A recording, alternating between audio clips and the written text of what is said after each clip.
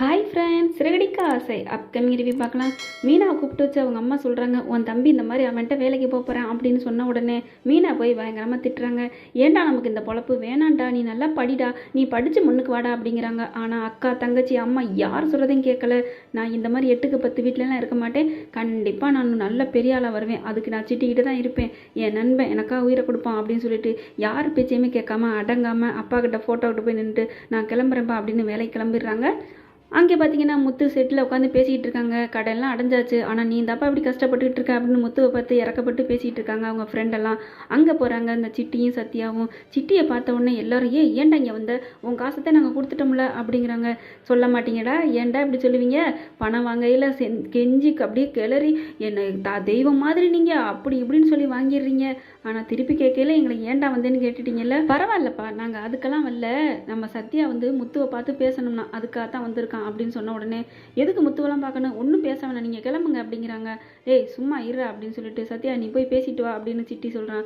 சத்யா போய் முத்துவை பார்க்குறாங்க.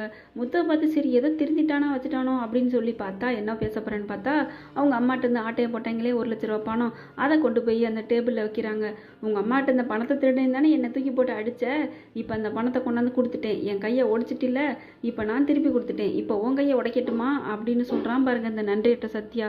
உடனே கோவம் வந்து முத்து அடிக்க போகிறாங்க. செல்வம் வந்து மறைச்சிடுறாங்க. விடுப்பா விடுப்பா, அவன் தான் சின்ன பையன், ஏதோ தெரியாமல் பேசுகிறேன், மறுபடியும் எதுக்கு பிரச்சனை வச்சுக்கிட்டு அப்படின்னு சொல்லிட்டு சத்யா போப்பா அப்படிங்கிறாங்க. நீ தான் பணத்தை கொடுத்துட்டுல அப்புறம் என்ன நின்று பேசிகிட்டு இருக்க அப்படிங்கிறாங்க. அது மட்டும் இல்லை, உங்கள் அம்மா என்னை எவ்வளோ கேவலமாக பேசுனாங்க, உங்கள் வீட்டில் அந்த உங்கள் வீட்டு மருமக என்னை எப்படி அடிச்சிச்சு, இப்போ அதுக்கெல்லாம் நான் பதில் சொல்ல வேண்டாமா, இன்னும் பார்த்துக்கோங்க, இன்னும் ஒரு 10 பவன் நகை கூட உங்கள் அம்மா அங்கே எங்கள் அக்காவுக்கு கொடுக்குறோம், அந்த நகையை கொண்டு போய் உங்கள் அம்மா வாங்கிக்க சொல்லுங்கள், உங்கள் அம்மா தான் நல்ல நகை பணம்னா ஈம்பாங்களே அப்படின்னு சொல்லி கேவலமாக அசிங்கப்படுத்தி பேசுகிறாங்க சத்யா. இந்த சத்யாவுக்கு கொடுக்கு எப்படி முளைச்சிச்சுன்னு தெரியல, எங்கேருந்து இந்த வாய் வந்துச்சுன்னு தெரியல, பயங்கரமாக பேசுகிறாங்க. அடிக்க மாட்டாத குறைய முத்து பயங்கரமாக அடிக்க போகிறாங்க. ஆனால் செல்வம் இருந்து தடுத்துடுறாங்க. அதுக்கப்புறம் அங்கேருந்து கிளம்பி போயிடுறாங்க. முத்து வீட்டுக்கு போயிட்டு அந்த பணத்தை அவங்க அப்பாட்ட கொண்டே கொடுக்குறாங்க. அப்பா, நம்ம போலீஸ்காரங்க வந்து கூப்பிட்டு கொடுத்தாங்க, அந்த திருடனை பணத்தை கொடுத்துட்டானா, திருடனை பிடிச்சிட்டாங்களாம் அப்படிங்கிறாங்க. என்னது பணம் கிடச்சிருச்சா அப்படின்னு அப்படியே விஜயா பார்த்தீங்கன்னா வாயெல்லாம் பல்லு தெரியுது. பணம் வந்துருச்சா அப்படின்னு சொல்லி சந்தோஷமாக வர்றாங்க. அதுக்கப்புறம் அது சரி, அவன் திருடன் அவனை எப்படி விட்டீங்க, அவனை சும்மா விடுறது, அவனை நான் போய் 4 சாத்து சாத்தணும், அவனை சும்மா விட மாட்டேன், எப்படி தெரியுமா பறிச்சுட்டு போனான் அப்படிங்கிறாங்க விஜயா. உடனே அண்ணாமலை விஜயா பணம் தான் நம்ம கிடச்சிச்சுல விடு, எப்படி இப்போ என்ன அதனால என்ன விடு அப்படிங்கிறாங்க.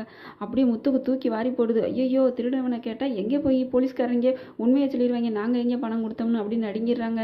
அப்புறம் ரோஹிணி எங்கேருந்து சொல்கிறாங்க, ஆமாம் ஆண்டி, திருடவங்களை நம்ம கண்ணில் காமிக்கிறது இல்லையா, அவங்களாம் எப்படி பணத்தை கொடுக்க போச்சு அப்படி இப்படிங்கிறாங்க. விடுமா, பணம் வந்துருச்சுல அதோட விடுங்க, ஏன் போலீஸ் ஸ்டேஷன் மறுபடியும் போகணுமா, அங்கே போக நினச்சாலே எனக்கு இதாக இருக்குது, அந்த நினப்பே விடுங்க அப்படிங்கிறாங்க. அதுக்கப்புறம் சரின்னு சொல்லி எல்லோரும் விட்டுறாங்க. அண்ணாமலை சொல்கிறாங்க, இந்த பணத்தை கொண்டு போய் கார் டியூக்கு வட்டி கட்டணும்லப்பா, போய் வட்டி கட்டிட்டு வா அப்படிங்கிறாங்க அண்ணாமலை. அந்த காசை வாங்கிட்டு முத்து இப்படி என்னடா பண்ணுறது, நமக்கு தான் காரே இல்லையே, எப்படி வட்டி கட்டுங்கிறாரே அப்படின்னு சொல்லிட்டு வட்டியை மட்டும் கட்டிக்கிட்டு வர்றோம். ஆனால் கார் இல்லாமல் கட்டிக்கிட்டு வர்றோம். நம்ம கார் திரும்பிடுவோம் மீட்டுருவோம்னு அப்பா நினச்சிட்டு இருக்காரு. நம்ம அதுக்குள்ளே எப்படி சம்பாரிச்சு என்னென்னு கார் வாங்க போகிறோம் அப்படின்னு தவிச்சிட்டு இருக்காங்க. இந்த பக்கம் அந்த சைடு அவரு கவலைப்படுறாரு. இங்கிட்ட ரோஹிணியை பார்த்தீங்கன்னா இந்த பிஏ வந்துட்டாங்களா, இங்கே வந்து பணம் கேட்டாங்களா, பார்ல இருக்கே வந்துட்டானே, இப்போ அவனுக்கு எப்படி நம்ம பணம் கொடுக்குறதுன்னு சொல்லி தவிச்சு போயிருக்காங்க. அவனுக்கு இப்போ 50,000 கொடுக்கலன்னா வீட்டில் வந்து நாரடிச்சிருவானே அப்படின்னு சொல்லிட்டு வாடி நம்ம சிட்டிக்கிட்டே போய் கேட்போம் அப்படின்னு சிட்டிக்கிட்ட போய் பணம் கேட்க போகிறாங்க. ஆனால் சிட்டிக்கிட்ட சத்யா சொல்லிடுறான், இனிமேல் இந்த பொம்பளைக்கெல்லாம் கொடுக்காத, இதை நம்ப முடியாது அப்படின்னு சொல்லிட்டு. அதனால என்ன பண்ணுறாங்க, பணம் இல்லைம்மா இப்போ அப்படிங்கிறாங்க. இல்லைங்க, உங்களை நம்பித்தான் வந்திருக்கோம், தயவு செஞ்சு கொடுங்க அப்படிங்கிறாங்க. இல்லைம்மா இருந்தால் தான் நான் கொடுக்க முடியும் அப்படின்னு சொல்லி மறுத்துடுறாங்களா. அவங்க ஆனால் கெஞ்சிக்கிட்டே இருக்காங்க. பார்க்கலாம் என்ன நடக்க போகுதுன்னு. ஓகே ஃப்ரெண்ட்ஸ், உங்கள் பொண்ணான கையில் ஒரு லைக்கை போட்டு சப்ஸ்கிரைப் பண்ணிடுங்க. Thank you friends.